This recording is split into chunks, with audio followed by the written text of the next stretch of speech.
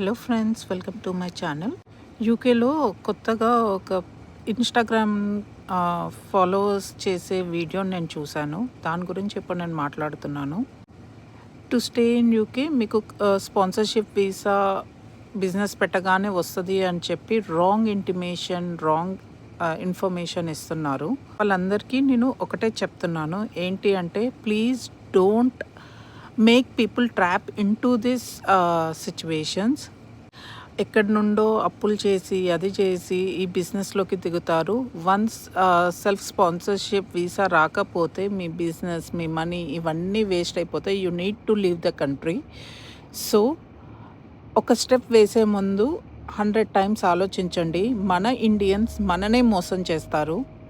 ఏ పని చేసినా ఏం చేసినా నువ్వు ఇండియన్స్ని నమ్ముకున్నావంటే నిండా మునిగిపోతావు. నేను ఒక ఇండియన్నే, but still I'm saying it. Don't trust Indians in other countries, in abroad countries mainly. ఎందుకు ఇలా చెప్తున్నాను అంటే నేను చాలా ఫేస్ చేశాను, నేను చాలా విన్నాను కూడా. మెయిన్గా బిజినెస్ పెట్టగానే సెల్ఫ్ స్పాన్సర్షిప్ వీసా రాదు. ఇది ప్రతి ఒక్కరూ తెలుసుకోవాల్సిన విషయం. పోనీ నువ్వు బిజినెస్ పెట్టావే అనుకో, బిజినెస్ పెట్టాక నీకు ఒక ILR పర్సన్ అనే అతను డైరెక్టర్గా ఉండాలి టు స్పాన్సర్ యూ. సో దానికి ఏం చేస్తారు అంటే మళ్ళీ they'll search for the PR people. వాళ్ళకి కొంచెం మనీ ఇవ్వాలి. ఎందుకు అంటే నీ కంపెనీలో నీకు డైరెక్టర్గా ఉండాలి అంటే. సో ఇదంతా ఒక పెద్ద ట్రాప్ ప్రాసెస్ అనమాట.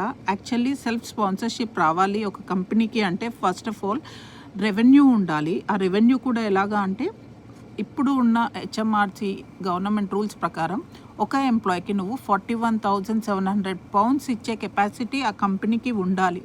అంటే టర్న్ ఓవర్ ఎక్కువగా ఉంటేనే you can get a sponsorship visa. So చాలామంది ఎలా అంటే ఈ సోషల్ మీడియాకి వచ్చేసి నేను ఎక్కువగా గ్రో అవ్వాలి అది ఇది అని చెప్పేసి అన్వాంటెడ్ థింగ్స్ అన్నీ చెప్పి పీపుల్ని ట్రాప్ చేస్తున్నారు. అండ్ వాటి కింద కామెంట్స్ కూడా నువ్వు తోపన్నా అదన్నా ఇదన్నా ఎవడేం తోపు కాదు. మనం అన్నీ తెలుసుకొని దిగితేనే బాగుంటుంది. Thanks for watching. బాయ్.